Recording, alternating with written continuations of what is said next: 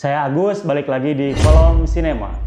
Nah, Kolom Sinema balik lagi untuk membahas film yang lagi booming nih di Netflix karena tayang di Netflix tanggal 17 Februari 2023. Film asal Korea Selatan berjudul Unclocked yang sebenarnya film ini berasal dari film Jepang yang diadaptasi dari sebuah novel dari Jepang juga, tapi saya lupa gitu judul novelnya apa dan judul di Jepangnya apa. Dan di Jepang sendiri film ini sudah punya 2 sequel yang tayang tahun 2018 dan tahun 2020. Sementara untuk versi Koreanya sendiri baru tayang 2023 dengan cerita yang sedikit banyaknya diubah, tidak terlalu mengikuti gaya dari film yang tayang di Jepang.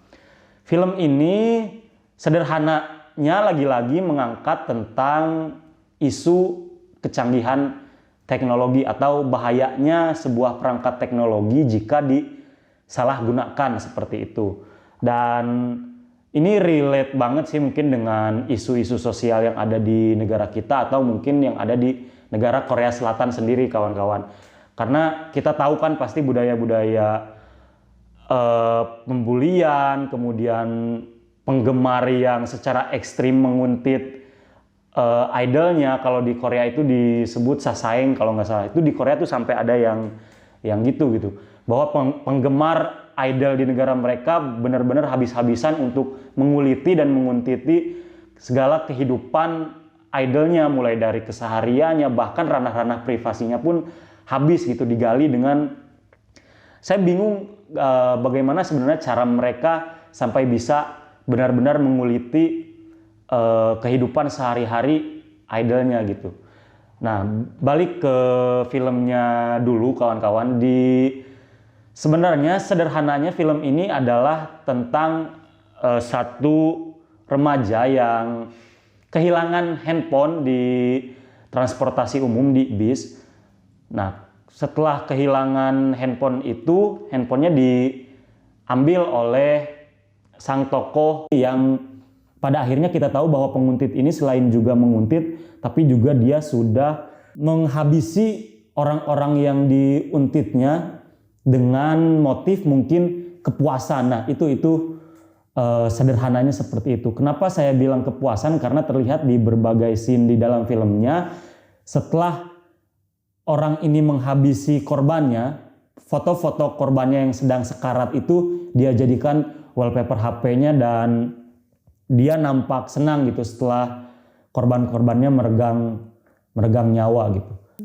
Kita juga tahu seperti yang tadi sudah saya bilang kan, isu pembulian di Korea Selatan itu kan masih kerap banget gitu. Kalau di negara kita mungkin sekarang sudah mulai dikikis sedikit demi sedikit, mulai dari perbedaan ras, suku, budaya dan sebagainya itu mulai gencar lah diubah, bahwa walaupun kita berbeda tapi kita tetap satu. Nah, di Korea katanya budaya-budaya seperti itu tuh masih lekat banget di dunia keseharian, mulai dari dunia pendidikannya, kemudian dunia selebritisnya dan sebagainya. Makanya nggak jarang kan kita dengar berita tokoh artis terkenal Korea Selatan itu yang sampai gantung diri misalnya, atau bunuh diri meminum racun dan sebagainya, karena memang budaya-budaya seperti itu lekat banget gitu dengan keseharian entertain mereka.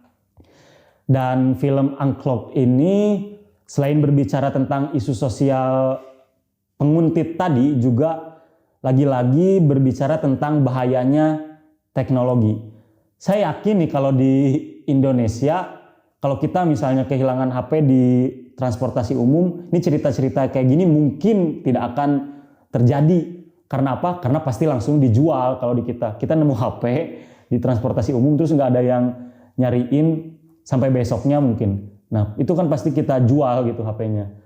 Dan tapi tidak menutup kemungkinan juga hal-hal seperti ini memang terjadi gitu, karena orang-orang yang punya sifat psikopat itu memang benar-benar ada gitu di sekitar kita. Hanya saja mereka mencoba untuk menutupi identitas diri mereka dengan berkamuflase menjadi orang yang semenarik mungkin, seramah mungkin, sesopan mungkin, sehumble mungkin. Dan itu juga yang ditunjukkan di dalam film Uncloaked ini, bahwa sang tokoh penguntit ini benar-benar menjadi orang yang memiliki pribadi berbeda dengan aslinya. Itu yang pertama. Kemudian yang kedua, di dalam film ini, selain film ini sangat relate, film ini juga berusaha menyajikan plot twist yang kita sudah nggak asing lah dengan plot twist film-film atau serial-serial Korea. Tapi yang sedikit mengganggu saya adalah tidak dijelaskannya latar belakang dari sang penguntit ini, bagaimana sebenarnya kehidupan dia pribadi hingga pada akhirnya dia menjadi sosok yang mengerikan. Karena di keseluruhan film ini hanya bercerita tentang fokus antara si korban kemudian penguntit dengan lembaga kepolisian yang fokus juga untuk mengejar si tokoh penguntit ini, yang lagi-lagi sebenarnya si penguntit ini satu level berada di atas atau satu langkah berada di depan para aparat kepolisian yang dengan mudah berhasil dia tipu gini. Tokoh psikopat ini punya level kecerdasan di atas rata-rata orang biasa gitu. Terbukti dengan bagaimana dia menyembunyikan identitas sebenarnya, kemudian bagaimana dia bisa memakai identitas orang lain dengan leluasa. Dan juga ternyata di film ini diceritakan bahwa sosok penguntit ini sama sekali tidak terdaftar di data kenegaraan gitu. Bagaimana caranya orang yang hidup dengan normal dan punya kebiasaan yang buruk menjadi penguntit dan bahkan menjadi pembunuh, tetapi sama sekali tidak terdeteksi atau tidak terdaftar di negara. Dan mungkin ini salah satunya adalah berkat kejeniusan dari sang tokoh penguntit ini, kawan-kawan. Itu yang kedua. Kemudian yang ketiga, saya suka dengan plot twistnya, walaupun tidak terlalu rumit dan tidak terlalu mind blowing, tetapi sedikit tidaknya membutuhkan kepekaan penonton untuk menemukan apa yang sebenarnya disisipkan oleh sang sutradara. Terbukti dari film ini ada satu plot twist yang keren banget kalau menurut saya. Kan satu tokoh polisi punya anak nih, tadinya punya anak. Kemudian ketika dia merunut kejadian-kejadian dan penemuan-penemuan pembunuhan di gunung, pembunuhan itu merujuk kepada sang anak yang dicurigai menjadi pelaku. Dan sang anak ini yang dicurigai juga menjadi penguntit si perempuan yang tadi. Namun pada akhirnya kawan-kawan tonton sendirilah siapa sebenarnya sosok penguntit ini dan siapa sebenarnya anak dari polisi yang dicurigai sebagai penguntit ini, dan bagaimana nasib dari remaja yang hidupnya langsung berubah drastis akibat dari teror-teror yang dihadirkan oleh si penguntit ini. Walaupun film di awal dibuka dengan sangat menarik dan sangat sangat enjoy lah untuk kita saksikan, bagaimana scene dibuka dengan layar handphone yang menggambarkan sebenarnya seluruh aktivitas keseharian kita tuh ada di dalam handphone, kawan-kawan. Mulai dari kegiatan kita sehari-hari, kemudian foto atau video apa yang kita simpan, kemudian dengan siapa kita bertemu, dan bahkan file-file yang sangat privasi yang kita sering simpan di drive kita masing-masing mungkin. Itu bisa dengan mudahnya diretas oleh sang penguntit ini. Dan memang ada ya ternyata aplikasi yang bisa digunakan oleh masyarakat biasa gitu aplikasi yang bisa mengakses handphone orang, bukan hanya terhadap satu aplikasi gitu mengaksesnya, tetapi seluruh perangkat handphone. Setahu saya yang hanya bisa begini tadinya itu kalau enggak intelijen negara atau badan-badan negara yang memang punya wilayah dan punya power untuk bertanggung jawab di wilayah itu. Tapi ternyata dengan sedikit kejelian kita bisa loh punya aplikasi yang bahkan bisa mendikte hidup orang lain. Kan bahaya banget gitu. Karena apa? Karena di film ini diceritakan sang korban itu bisa sampai mengikuti segala perintah dari sang penguntit ini hanya karena banyak sekali wilayah privasinya yang diulik gitu.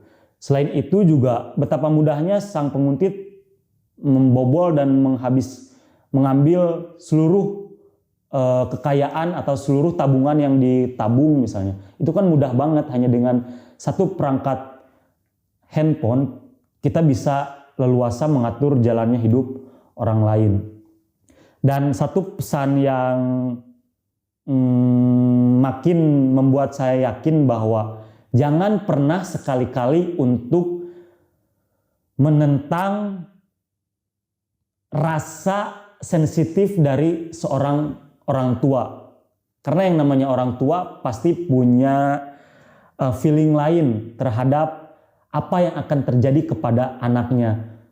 Di film ini digambarkan dengan sangat jelas gitu bagaimana sang orang tua yang sudah punya feeling aneh terhadap sang anak, takut anaknya terjadi apa-apa. Dan itu benar kata orang tua kita bahwa rasa orang tua itu tidak pernah salah, mau anaknya mengalami sesuatu yang mengkhawatirkan gitu. Ini feeling orang tua sangat tidak salah. Nah, itu mungkin pesan yang bisa kita renungi lagi, bahwa kan dengan pola komunikasi orang tua sebenarnya kan rata-rata banyak tipe pola komunikasi orang tua yang hari ini cenderung dikatakan tidak sesuai dengan keadaan zaman, bahwa pola orang tua tidak lagi boleh konservatif, pola komunikasi orang tua tidak boleh lagi dogmatis, pola komunikasi orang tua tidak lagi boleh mendikte, tapi harus lebih mengutamakan kesehatan mental anaknya, harus lebih mengutamakan perasaan anaknya dan mengutamakan keterbukaan. Tetapi pada akhirnya boleh loh sekali-kali orang tua, dan harus orang tua mendikte anaknya, karena dengan relatif umur yang lebih jauh beda, mungkin orang tua punya semacam firasat lain dari keberlangsungan hidup anak. Kemudian dari segi pengaktoran, jujur saya kurang tahu aktor-aktor yang main di film ini apakah memang sudah malang melintang di dunia perfilman Korea, karena saya baru sekali menyaksikan aktor-aktor yang main di film ini main di film, tapi tidak buruk-buruk amat gitu. Terbukti dari sang tokoh penguntit yang bisa memerankan tokoh psikopat dengan relatif menjengkelkan, dan itu kan tidak mudah, harus menjaga karakter yang lempeng-lempeng aja gitu di dalam film. Itu kan karakter psikopat kan digambarkan selalu dengan sifat yang lempeng, sifat yang tanpa emosi, tanpa ekspresi, dan di film ini aktor itu berhasil. Dan di film ini juga digambarkan sang korban yang sebenarnya walaupun dari keluarga yang cukup berada ya, terbukti dari sang ayah yang punya restoran, tetapi dia mencoba untuk mengeksplor dirinya bergabung di perusahaan rintisan, kalau tidak salah itu perusahaan makanan. Ini juga mencerminkan bahwa remaja-remaja di Korea Selatan itu memang merupakan remaja-remaja yang gila kerja ya, kalau menurut saya bisa dikatakan gila kerja. Karena dia berusaha ingin mandiri dan lepas dari tanggung jawab orang tua mungkin. Karena itulah dia mulai bergabung di perusahaan rintisan makanan dan sebagainya dan sebagainya. Dan pada akhirnya pun karena ulah penguntit ini, hidup dia jadi hancur lebur, dia dikeluarkan dari perusahaan dan sebagainya. Ya karena tadi ketika perangkat ini sudah diretas oleh orang lain yang tidak semestinya dilakukan, maka hal-hal yang tidak ingin terjadi atau hal-hal yang tidak harusnya terjadi itu sangat-sangat mungkin untuk terjadi. Ada saja mungkin kalau kawan-kawan punya mungkin musuh yang benar-benar jengkel ke kawan-kawan, dan dia saking jengkelnya itu berusaha untuk meretas perangkat kita, dan ini kan jadi bahaya gitu. Ini sih berbicara tentang film Unclocked ini memang berbicara tentang bahayanya perangkat teknologi khususnya handphone jika dipegang oleh pihak-pihak yang tidak bertanggung jawab. Dan sampai sejauh ini belum ada kabar apakah film ini akan dibuatkan sequelnya atau justru prequelnya dulu nih, karena kita belum terpuaskan oleh latar belakang si tokoh yang akhirnya menjadi psikopat ini. Kayaknya keren kalau dibuat prequel bagaimana awal mula latar belakang sang tokoh psikopat ini bisa menjadi karakter yang mengerikan. Atau justru mungkin sequel dengan tokoh penguntit atau tokoh psikopat yang baru, itu juga keren juga sih kalau menurut saya. Karena kan adaptasi di Jepangnya itu sudah sampai 2 film. Kita tunggu aja. Kalau memang respon halayak terhadap film ini bagus, pasti pihak Netflix juga nggak akan buang-buang kesempatan. Toh di Indonesia sendiri film ini cukup punya rating yang baik gitu, dengan jumlah penonton yang tidak sedikit. Itu yang bisa saya